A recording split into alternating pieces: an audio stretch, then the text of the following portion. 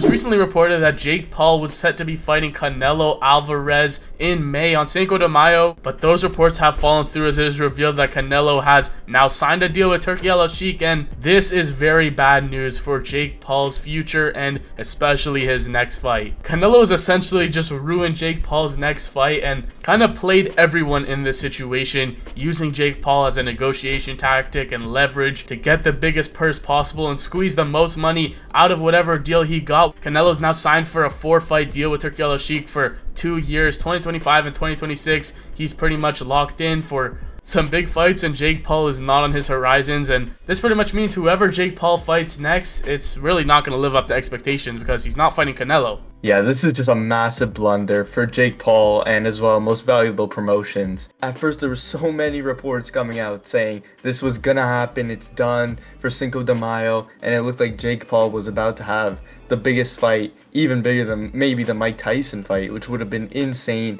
But now Canelo has just finessed Jake Paul completely and he's out of his big massive fight. We saw Most Valuable Promotions even make a post saying they were really looking forward to this fight happening. And now for Jake Paul, it's the question on where he's going to go from here now that he doesn't have his massive Netflix fight against Canelo Alvarez. Yeah, it seems like Netflix and Jake Paul are trying to put on the biggest events, the biggest shows. They just had that Mike Tyson show in November on Netflix and supposedly broke all kinds of viewership records. And that statement from MVP and Most Valuable Promotions, like you're saying, kind of tells a lot, because they were like, it's disappointing to see how the situation unfolded. You could tell this is something they wanted to get done. They needed a big opponent. They needed a big name, because Jake Paul, if he wants one of these mega fights, he can't do it alone. You need a dance partner like a Canelo, like a Mike Tyson. And now he's really running out of options. Who else can he get that is the name of Canelo, that is as interesting as Canelo, that people will buy? Will you go down to a Tommy Fury level? Like, sure, you lost to him and there can be that narrative of, oh, I want to get my revenge now, but it's just not the same when there were literally reports of you fighting Canelo Alvarez and you're going down to fighting Tommy Fury. The problem with Jake Paul's career is he's kind of at a standstill where he needs the biggest name opponents, but he can't just fight big name opponents that have no boxing experience at this point, because he's already been boxing for over 5 years. He's had a lot of fights now, and he also can't fight a guy who is very experienced and a tough challenge that doesn't have a big name. So Canelo was kind of that perfect opponent where if you lost to him, I mean, it's Canelo Alvarez, you're expected to lose. It's okay to lose to him, and it would be the biggest show you could possibly put on. Who does Jake Paul fight now from here? Yeah, this is why it's just such a bad look for Jake, because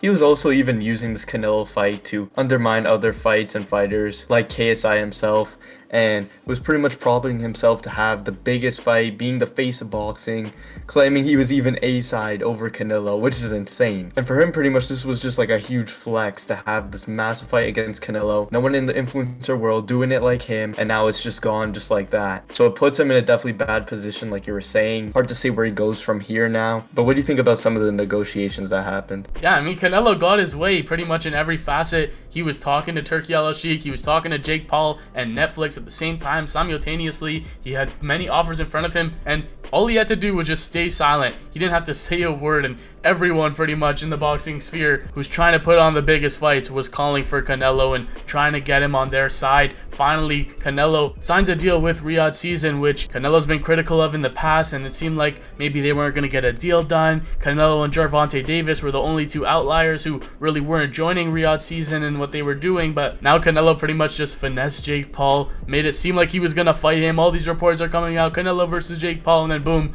he signs with Turkey. Now Jake Paul's in a really bad position. I'm going to be honest. Wherever he goes from here, it's not going to live up to the Canelo fight. It's not going to be as interesting, because how can it? That was the fight he's been calling for years. It seemed like that was his end goal for all this time, calling out Canelo, saying he's the face of boxing, and obviously Canelo, one of the biggest stars in boxing, if not the biggest living today. Yeah, and another reason why this Jake Paul versus Canelo negotiations at least were actually believable is because as of recently, Canelo's actually entertained the idea of even fighting Jake Paul and said maybe it's possible, I guess, if the money's right. So it really seemed like we might be seeing this, but Canelo absolutely just playing Jake Paul, getting everything he wants from Saudi. And like you were saying earlier on, it seemed like Canelo and Gervonta were kind of the outliers against Saudi and not really joining them.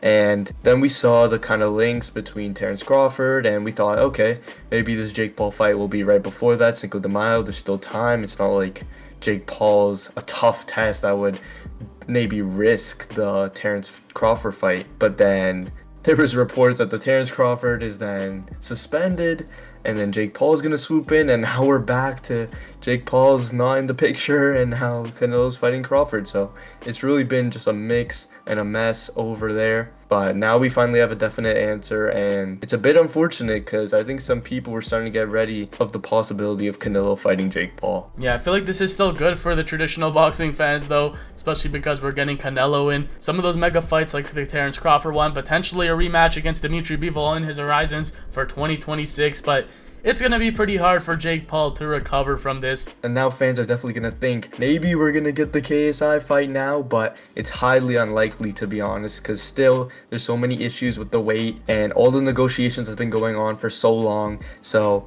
shouldn't really get the hopes up that a KSI fight now is now probable, as KSI is also about to fight Dylan Dennis, and I'm sure these guys are still on their own path. Jake Paul is going to probably look to substitute this Canelo loss for maybe a big fighter that he's going to get, maybe still fight on Cinco de Mayo. Previously he said Julio Cesar Chavez Jr. would not even be worth the time to fight, but now that might look like not a horrible fight for him for Cinco de Mayo, because he ain't got that Canelo juice no more. So he's really at a standstill now with the options and which direction he wants to take for a big event with Netflix. But now he's got to try to raise expectations again and put on a massive fight.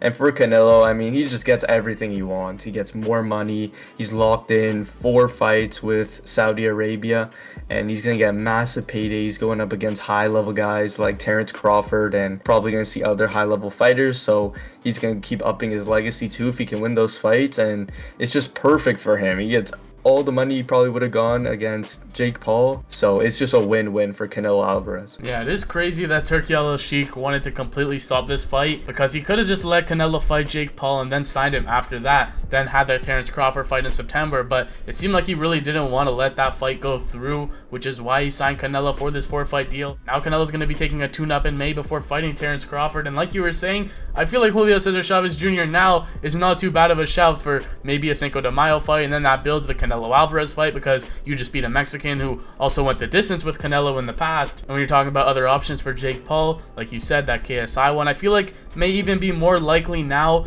after the Canelo fight negotiations falling through, because Jake Paul really doesn't have too many options. I feel like Darren Till, someone who made his debut on Misfits and beat a former training partner of Jake Paul's and Anthony Taylor in dominating fashion, could be an interesting opponent. But a lot of people are sick and tired of seeing Jake Paul go up against these MMA guys, even though Darren Till is a very high level striker. I would feel like that would be more competitive than most casual fans would just see on paper. Oh, he's fighting another MMA guy, it's going to be an easy night. But Darren Till is not just another MMA guy, he's a very talented striker and good boxer as well. We've already seen that. Let us know your thoughts though in the comments down below on Canelo Alvarez ducking Jake Paul. But if you guys enjoyed the video, be sure to leave a like, subscribe to the channel, and check out the video on screen for more Punch Talk.